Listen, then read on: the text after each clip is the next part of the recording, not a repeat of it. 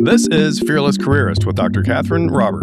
On this episode, Catherine speaks with David Loy about his first job in ad sales and his pivot to booking speakers for the Premier Speakers Bureau. He then moved into author management and now co-leads a successful firm providing a full slate of services to authors and their brands.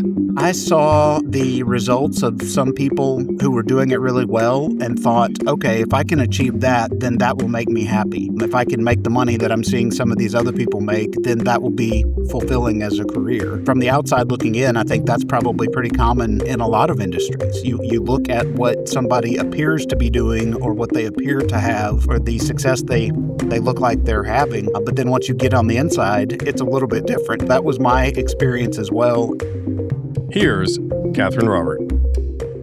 Were your parents anxious about your early career decisions? Did they hover over you when you looked at job postings or send helpful suggestions and articles as your college graduation approached? David Loy's parents gave him books to read, gentle nudges to help him find his way. One book, The Traveler's Gift, inspired David to reach out to the author Andy Andrews. David offered to work for Andy in any capacity since he believed in the message and wanted to work with a purpose.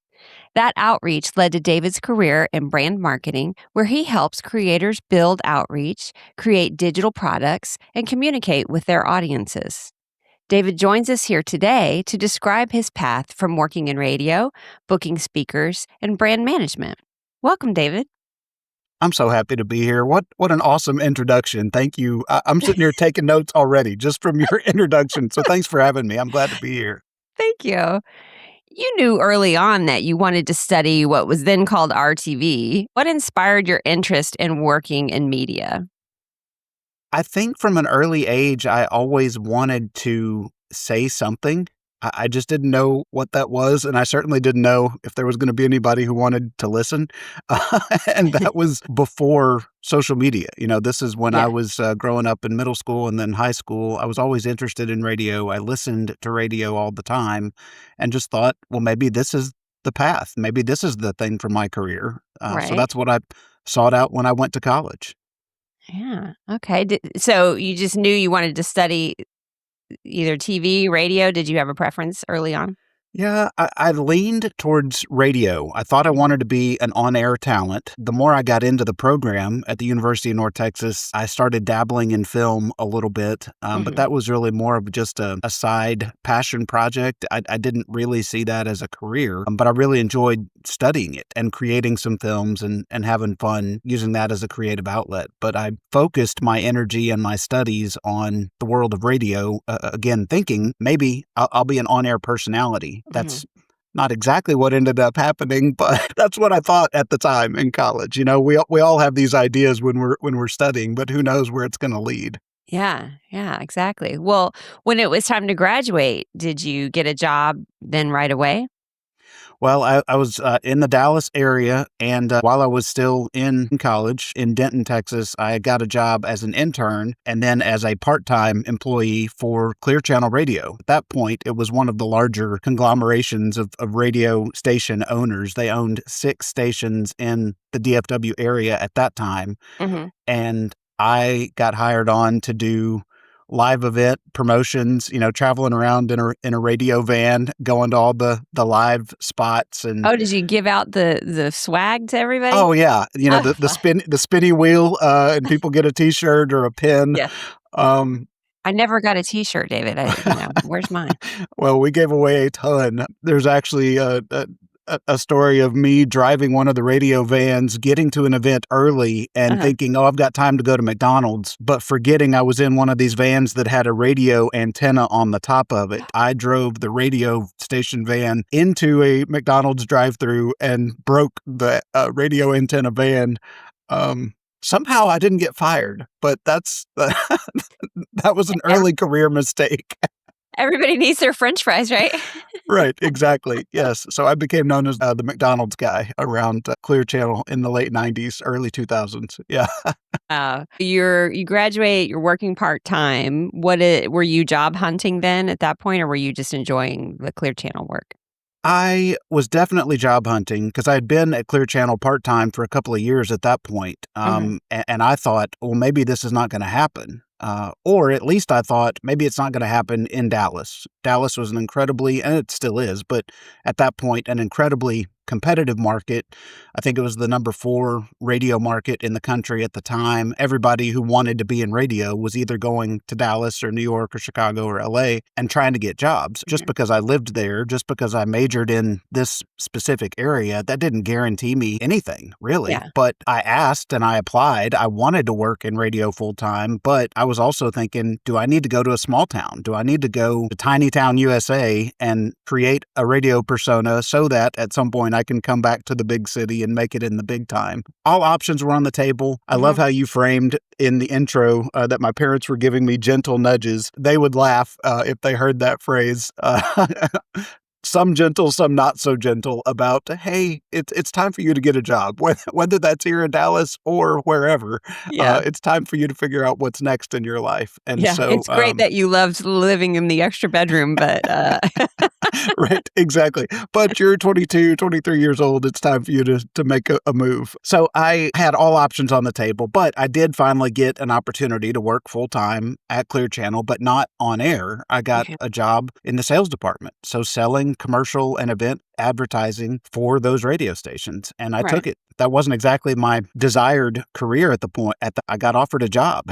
So I took it. What did you think then of the work as an account executive? I saw the results of some people who were doing it really well and thought, okay, if I can achieve that, then that will make me happy. If I can make the money that I'm seeing some of these other people make, then that will be fulfilling as a career. From the outside looking in, I think that's probably pretty common in a lot of industries. You look at what somebody appears to be doing or what they appear to have or the success they look like they're having. But then once you get on the inside, it's a little bit different. That was my experience as well. I was the youngest account executive the Clear Channel ever hired. I was honored, and I kind of thought, okay, maybe I'm going to be a rock star at this. Within just the first few months, I knew pretty quick that this is not going to be the long-term career for me. I'm going to try to stick it out, but this is not it. I'm miserable. Oh, Yeah. yes. It was selling ad space, right? It was selling ad space, selling commercials, trying to go get sponsors, selling, 30 and 60-second commercial spots, and then selling event, logo advertisement, selling personal on-air reads by the different personalities, and a lot of cold calling. I'm not typically afraid to cold call. I just the thing that I was selling, I didn't really understand. And I think if you're going to be cold calling, you need to know and care a little bit about the thing that you're trying to sell if you want to be good at it. I didn't understand it. I didn't really care about it. It was a rude awakening for me personally to get into a position that I thought sounded cool, that I thought could be a career, to quickly realize this is not it. Yeah. Before we got into all of this electronic communication, we had phones, and I was literally picking up a phone, and then you had to find the right person to talk to. I remember being on the other side of that phone, and we're so mean to cold callers. All day long, you're probably getting people hanging up on you or putting you on hold for a really long time. Sure. Well, and there's some good life lessons in that. So on one side of the coin, it's good to learn how to deal with rejection. It's good to learn how to change your pitch, how to change your approach in order to find the thing that does work. Yeah. But it's also really tough. I mean, that's a grind to hear no all day, every day in hopes of that one yes. Yeah. All right. So you knew you didn't like it and didn't want to stay with it. Left after 8 months. What else led to that other than the fact that you didn't like it? Yeah, this is looking back. I'm 45 now. When I left that position, I was 24. Of course, now in this stage of life, I would never advise doing what I did, which was just quitting the job without having another job. I just got sick and tired of what was going on, and I just quit. I just resigned, and I didn't have a plan. And I think at that point, my parents were probably back to, after they revived from fainting dead away. Right, exactly. What are we going to do now? So I think there was some of that. Part of me looks back and says it was the right choice for my own mental health, because I really was. I think I was, for a young person, I was way too stressed. I think it was having a physical toll. So I think there was some validity to making the move. Yeah. I just think I should have been more aggressive in terms of having something to move to. I was definitely running from a career rather Yeah. than running to Oh, something. And well, so I guess it can't always be avoided, but I do think in general it would be better to be running to something than only running away from something. yeah. But did you know what you wanted to run to? I didn't. I just knew that it wasn't going to include radio Yeah. anymore, or at least it wasn't going to include advertising sales, which I think at that stage, you're also looking back and saying, okay, well, I just got my degree in this field. And Yeah. now that I've tested it out full time, I'm not going to be doing that. Yeah. So Oh, have I wasted the last 5 years of my life? Have I wasted the money to get the degree? A lot of those second guessing questions popped up mhm. early for me. But I think being able to look backwards and even in that season to see how some of the pieces started to come together for me. You mentioned in the intro a book called The Traveler's Gift, which is still the copy that I read is still sitting on my bookshelf behind me because Mhm. it's very important to me. Yeah. Um, but I had read that book. It was one of those books that my parents gave me, and they Mhm. actually at that stage were still offering to pay my brother and I money to read certain books. And I Yeah. think that's a great tactic. I mean, it got me to read the book. It got me to read a lot of books Yeah. because I was open to getting money. And Did you um, have to have a conversation with your parents after reading it to prove you read it or I did. That's exactly right. Yeah. They weren't going to just trust my word. they Okay, they okay. wanted Yeah, I to would've test just me on it. yeah. Right.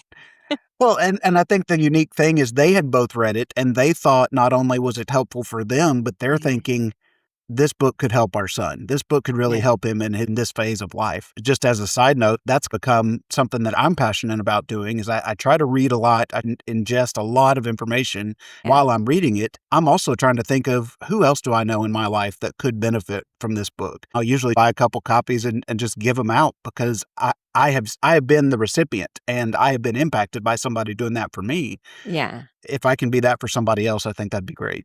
Oh, that's awesome. Yeah. Did it take long then to find another job?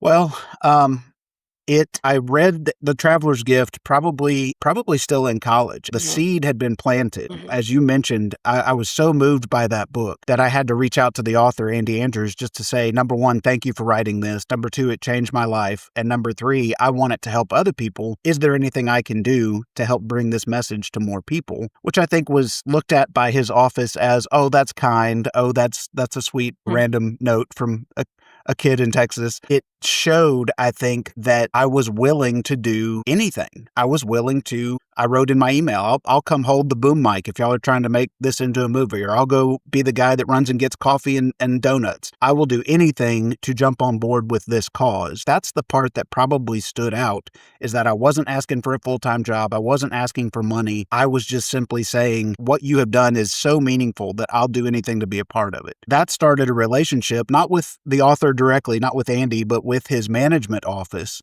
Mhm. And over time and over nurturing that relationship ended up introducing me to a speakers bureau, the speakers bureau that booked Andy for corporate conferences. When you say, did I find a job quickly? The job opportunity happened very suddenly and over a short amount of time. But the lead up to make that happen probably took 3 years. It took almost 3 years of relationship building. Boy, I wish I'd had the patience for that, at that age.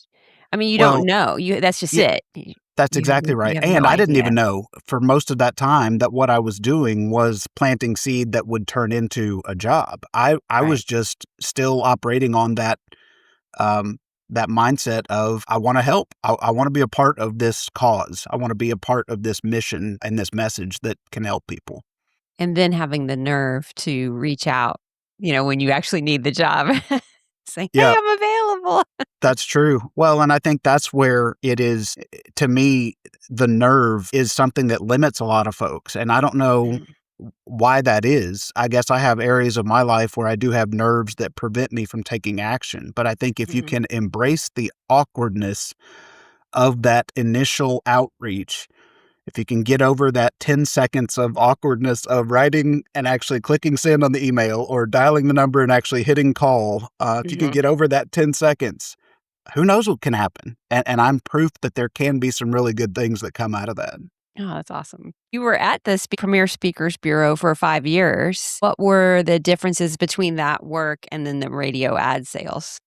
Yeah, for me, I think it was something that I could really get behind in terms of what the work that I'm doing is having an impact on people's lives. Now, that's how Mhm. I looked at it. I know that that's probably not how everybody looks at having a keynote speaker come into a conference. I was the middleman between a host organization Mhm. and their annual sales event, and then bringing in a best-selling author or a former Mhm. professional athlete or a former politician or a notable CEO.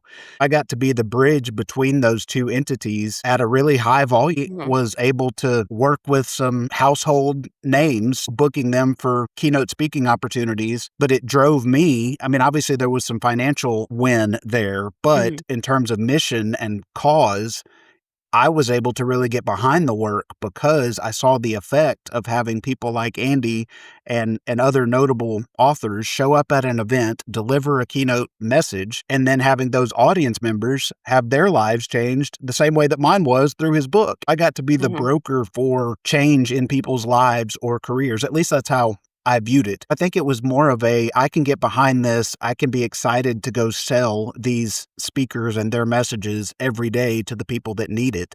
Mhm. Um, I won't say it was a perfect job because it certainly wasn't, but it was a night and day difference for me from what radio sales was for sure. 'Cause you got more yeses, right? That's true. More yeses, and I think more impact seen by the work that I was doing. Mhm. And when you can feel attachment to the results of your work, then it's easier to say, yeah, I'll show up. I'll show up again tomorrow and do that.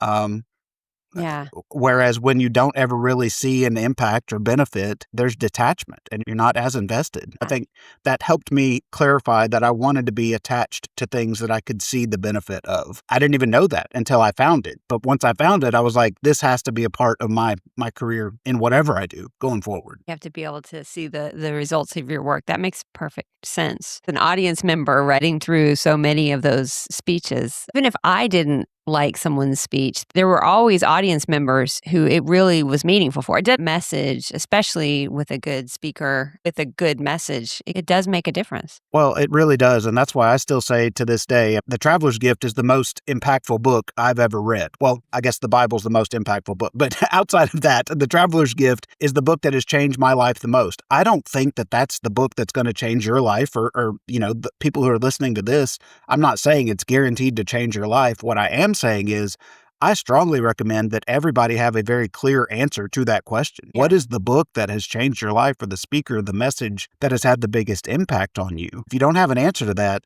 then we need to go find that today. We need to Oh, start I love it. start figuring that out today Okay. so that you can have an answer. I'm sitting Yeah, here thinking, it's like I'm like cataloging through books in my head. Okay, what's my answer? All right, I'm gonna right. I'm gonna not try to answer it right now, but that's I'm doing that afterwards. What led you to leave the Premier Speakers Bureau?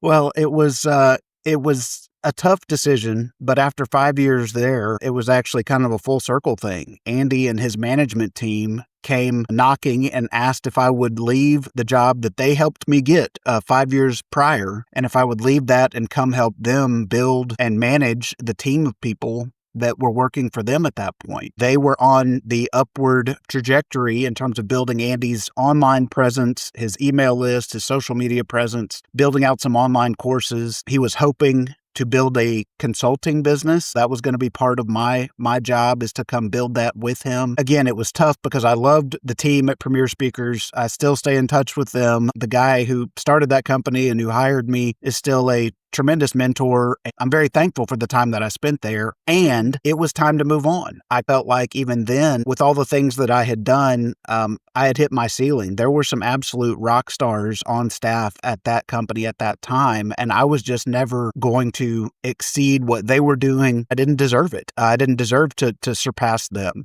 I also wanted upward mobility. I wanted the opportunity to be promoted and to make more and do more and influence over more. And I had probably just come near the ceiling at Premier.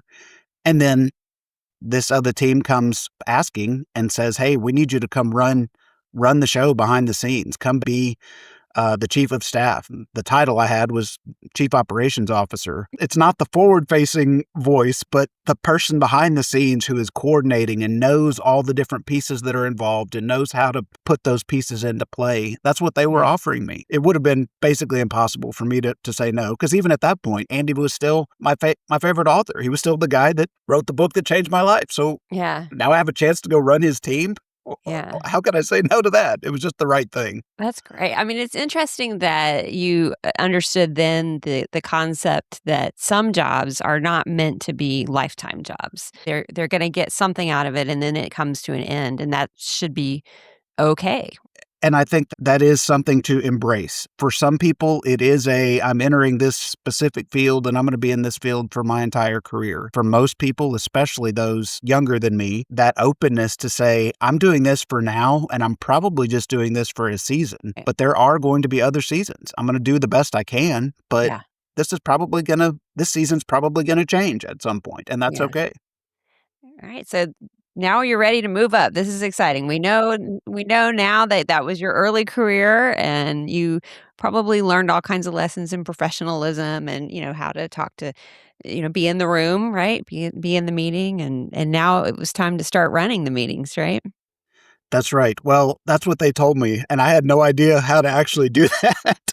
I've always been great at sitting back and observing. I'm Mhm. fine to be the quiet one in the room, but I didn't know how to run a room. That is what I was being asked to do. I do feel like one of my giftings is discernment, and I don't say that. It's hard to say that you have a gift in discernment without sounding boastful. Mm. That's not my intention. I don't think I'm super smart. I'm not super athletic. There's a ton of things that I can't do. What Right. I am pretty good at is discerning what other people have to offer and how Mhm. they can best be utilized within a project that we're doing. And Right. so that was the one piece that I think others saw in me is they were like, well, maybe he doesn't have the experience to come in and run and manage a team, but he has the core ability of discernment. And if we can, this is what I'm assuming Andy and his team were thinking, if we can give him some space, give him some tools, surround him with resources and sharpen those skills, then he can go flourish. I don't know how they saw that in me at a young age, but I'm incredibly thankful that they did. And now Mhm. I'm trying to spot those characteristics in people as I build a team. Mhm. That's been learning on the fly can be an expensive and a risky venture when you're expanding your team to have somebody just learn Yeah. on the fly. Yeah. But if you find the right person with the right skill set and you're willing to invest in them, it can work out. Yeah. Yeah. I mean, did you have any early leadership mistakes that you can think of? I love All asking of that them. question because everyone says, "Yes, I made every I, every mistake."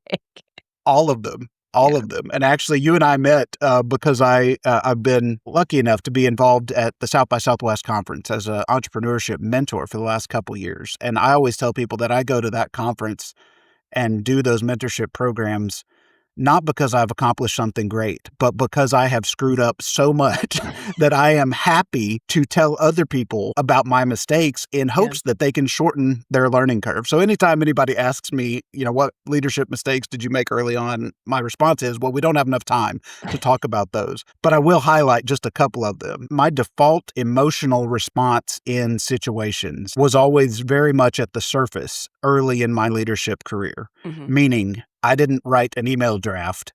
I just wrote the email and sent it. Or I didn't filter through an initial thought about somebody else's faulty opinion or incorrect opinion in my mind. I just blurted it out. And I didn't have many filters, I guess. As an employee and as an implementer, it's maybe a little bit more okay to have that mindset. But if you're going to be in the leadership position, that mindset has to shift a little bit. You have to understand the room and the setting and be willing to filter responses. I had some amazing help behind the scenes with mentors who understood that I had a lot of learning to do. They realized that I probably could get there, but wasn't going to get there on my own. And through a series of mistakes and learning opportunities, I think they came to the conclusion that David needs a coach. He needs a business coach to help him identify some of these issues and then put solutions in place to get better at them.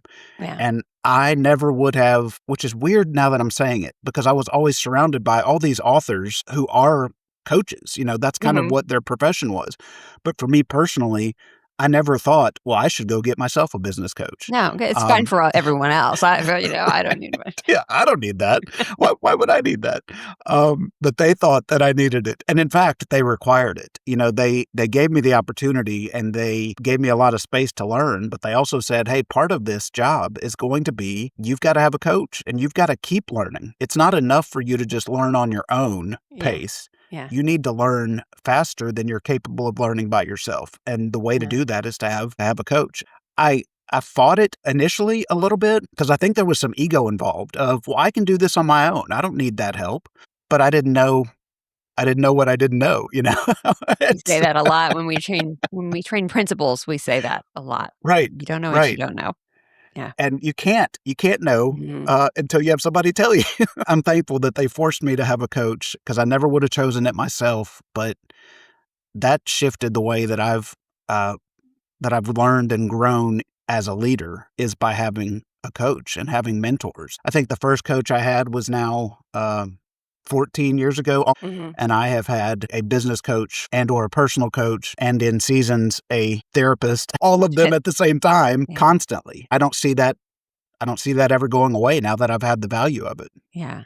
Especially you were in small organizations. And so you don't have the benefit of departments of people, large human resources group, or, professional learning team. You didn't have any of that opportunity otherwise. Yeah, that's exactly right. And so the onus is really on you if you're in that spot, but to go get and to then maintain a coaching relationship. Otherwise, you are choosing to be siloed and you're basically saying, I've got this. I don't need anybody's help. I'm good enough. I'm smart enough on my own. I don't need to learn anymore. I've already reached the pinnacle, which of course, as I say that out loud, everybody's like, well, that's a ridiculous thought.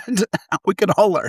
Did your coaches come from the exact field that you did, or were they just more generally leadership coaches? A couple of them did. The early ones came specifically from online marketing backgrounds, which is what we were trying to do with Andy and with the author management company that I was working for. They were industry-specific coaches that were helping not only strategically with some of our initiatives, but also with how do you manage teams of people doing this industry-specific work. Yeah. That's what it was early. I do think it grew and shifted into more general business management and personal leadership coaching. My coaches recently have been more industry agnostic and accomplished for sure, but not necessarily as dependent upon the actual industry. So you learned how to mitigate the specific behaviors within your field and things like don't send the email right when you draft it. Don't send mean emails on a Friday unless you really mean it.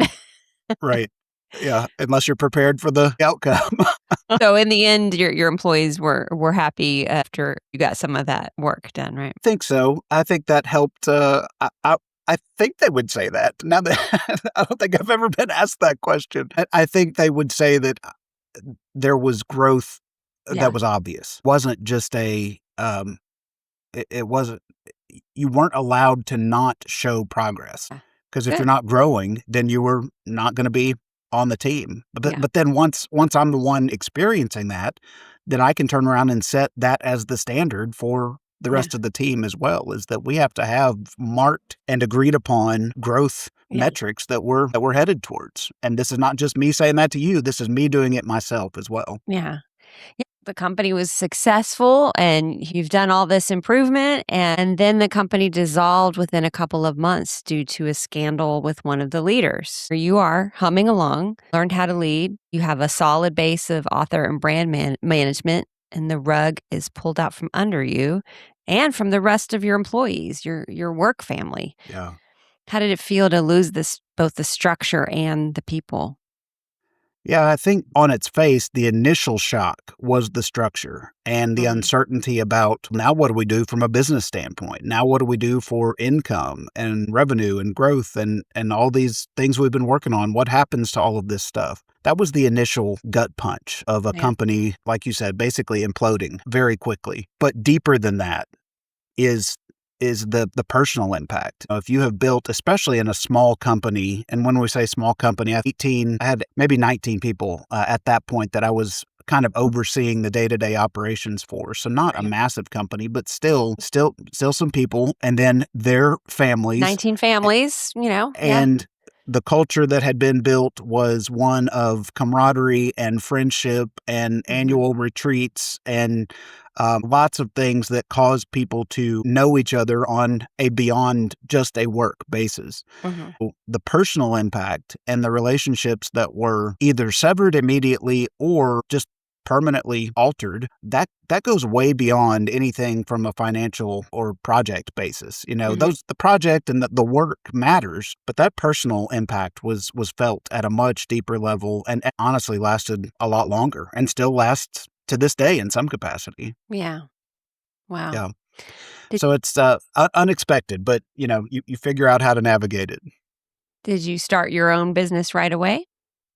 Well, we had about a 30-day window to, and I say we, there was another guy, my business partner, Chase. So I guess that's the spoiler to the story, is that we had about 30 days to decide, are we going to attempt to keep going down some of these roads that we've created on our own and start our own company? Or are we just going to use this company imploding as a sign that we're all supposed to just part ways and wish each other a good life? Chase and I decided, we thought and prayed about it for a couple of weeks, but we didn't have a ton of time to sit and listen and wait for an answer to reveal itself. So we had to go with our gut. And obviously we consulted each of our wives and some mentors and some business coaches to help make that decision. But we decided in a very short amount of time that, I think we're going to start our own company. Chase and I had been working together since 2012. We work really well together. We had already established a great working relationship. We thought, well, maybe we could go do this on our own. Let's use our unique giftings, skill sets that complement each other, and see if we can go build something together. So in January of 2018, Chase and I started our company, which is now called Leverage Brands. We used to be called Leverage Creative Group, which is what you name a company when you don't know what it actually does. You just kind of throw the two words creative group on there so that you encompass anything that it could be. Here I am. Right, exactly. Let's leverage something. Yes, exactly. Let's give ourselves room to become whatever we want to be. That's what Okay. we were thinking. Good. Which is the opposite of what we coach people in branding right now. You want to be specific, but we created the company and started in January of 2018, and somehow we're still here 8.5 years later, which is crazy to think about. It is interesting, like you said, when you are up against an unexpected development that alters the trajectory of your career. Number one, how are you going to respond to that? And are you willing to embrace and attempt something new? And that's a really tough thing to give an answer to unless you've been through it, Right. Yeah. And if you haven't been through it yet, Yeah. I'm here to tell you that the odds are you're probably going to go through it at some point if you haven't been through it yet. Yeah. I'm always so shocked when I talk to someone who's had pretty much the same role their whole career. It's like, wow, Right. really? Yeah. Okay, Yeah. great. It's just is not as common as it used to be, for sure. Just having that awareness that this could change. This might be great for now, but it could change. And what am I going to do if and when it changes? You and Chase started with one author. How did it go at first? Well, to have the trust of the guy that signed with us, his name's Jerry Jenkins. He's been writing books for over 50 years, and he's an icon in the author space. He's written over 200 books in his career, which is an astonishing number. For somebody like that to have the faith and trust in Chase and I to sign as our first client on day one of our company, I mean, that gave us a tremendous boost of confidence and maybe we can pull this off. It also gave us a tremendous amount of obligation of we can't screw this up. This guy's putting his faith and trust in us. We need to go figure out a way to deliver. It caused us to step up in a way that I think really helped maximize our potential and put us in the right mindset to kick off a company. It's always great to have a foundational client and a foundational revenue piece. We also knew if we're going to build a company, you can't build a company off of just one client. This has to be the beginning of something that's going to progress. So, and we still work with Jerry to this day. I was just emailing with him a minute ago, but it's an awesome opportunity that he gave us and we've had to continue to figure out different ways to iterate over the last 8 years. Yeah, so let's do a couple of highs and lows. What's been a real win other than sounds like the relationship with Jerry? Yeah, I guess this is I view it as a high and a low. It's a simultaneous high and low. The first 2 years of the business, I was laser focused on we have to make this $1 million business. Nobody's going to consider us legitimate unless we're $1 million company. The first year we got close, but we weren't there. The second year we got even closer, but we still weren't there. And by year 3, I'm thinking we're nothing. Like either we do it this year or we quit the company. Basically, we close up shop. And in year 3, we grew by like 55% and our revenue went to 1.5 million. And so we were officially $1 million company. And that's the high. The high is you got to the goal. You celebrated the goal that you got to. The low is that it was only after getting to that goal that I realized the goal was wrong the whole time.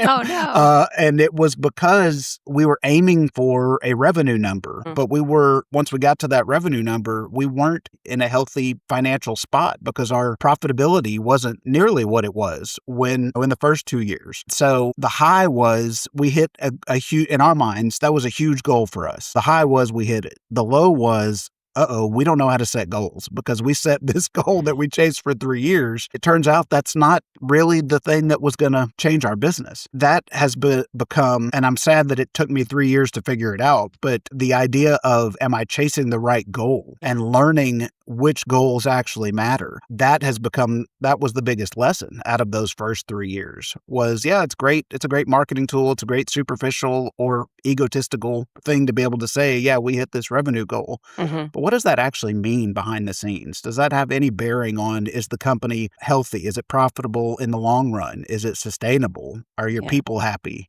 Are you happy? All of those things. Yeah. The answer to all of those was no. And so learning to set goals that actually matter, I think, was the biggest takeaway from those first 3 years.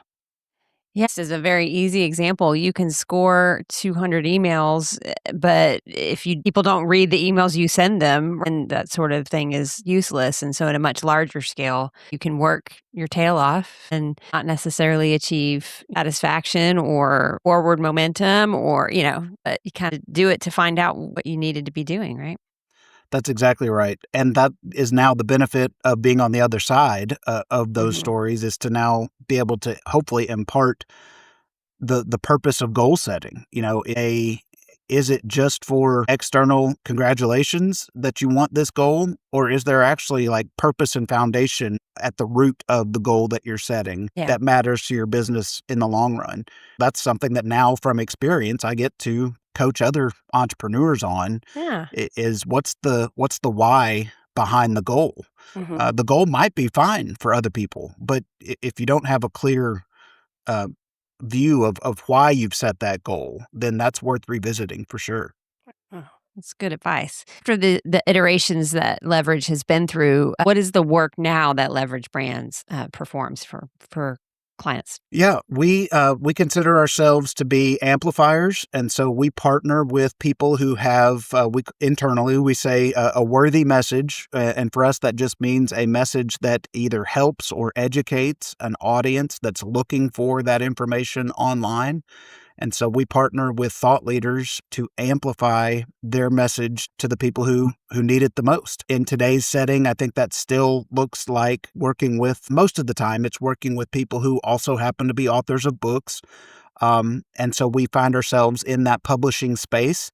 And we've actually just created our own publishing imprint. I think the future of our business is going to include new books coming out under our own umbrella. Oh, that's exciting.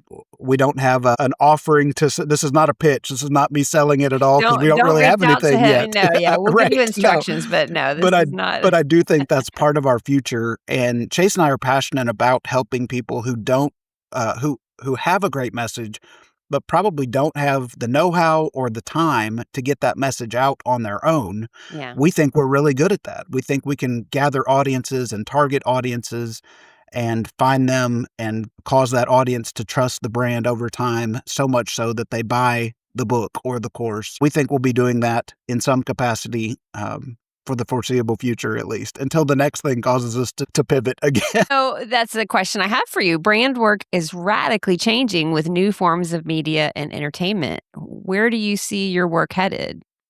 We are still big believers in great content lasts. I think any type of content can be eye-catching in the short term for the variety of audiences that are out there reviewing it. But I think great content will last the test of time. And looking backwards, that has been true. And so looking forwards, we do assume that it will continue to be true. I'm not naive enough to think that it won't look a little bit different, especially in the age of AI and content that is so much at such a volume today that it's really hard to discern and decipher.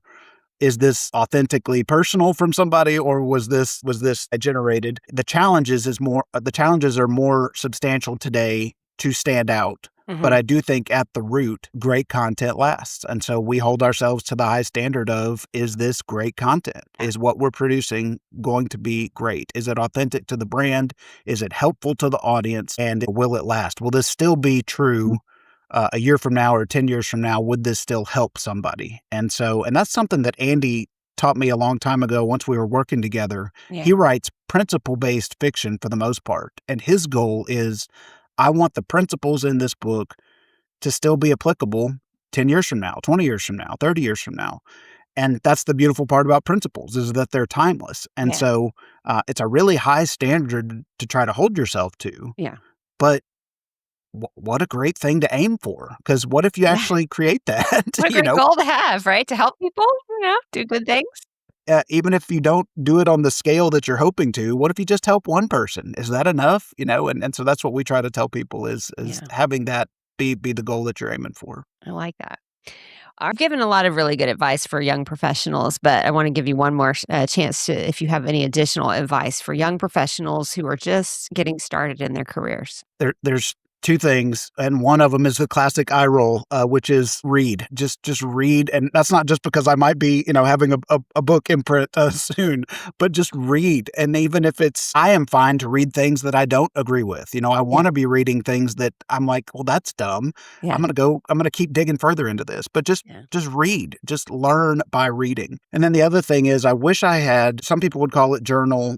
I would just say, Write down your experiences. I wish I had written down more of my actual emotions and experiences in a couple of those seasons when I was so frustrated at Clear Channel that I knew I wanted to quit. And then when I actually did quit, when I was elated to get a job offer at Premier Speakers, when I got a new and even better job offer to go work at First Image, when First Image imploded, that was kind of the last straw. Since then, I've gotten a lot better at writing things down. Mm-hmm. But I think it wasn't until in my mid-30s that I actually started writing some of these things down. So whatever you can do to capture your emotion and your thoughts, I think that actually benefits you in the future because you can look back on it. You can look back on it with clarity and remember that's how I was feeling. And look how things turned out. I think reading and then being willing to document your current situation and your current emotions, even if nobody else ever reads it, but just being willing to put it on paper, I think holds a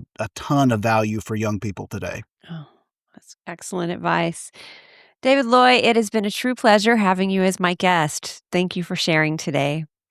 Thanks for giving me the opportunity. I've really enjoyed the conversation, and thank you for the work that you're doing to help provide perspective for so many people. I'm hopeful that today's conversation is useful for others. Yes, and hopefully I'm serving the same purpose of helping people.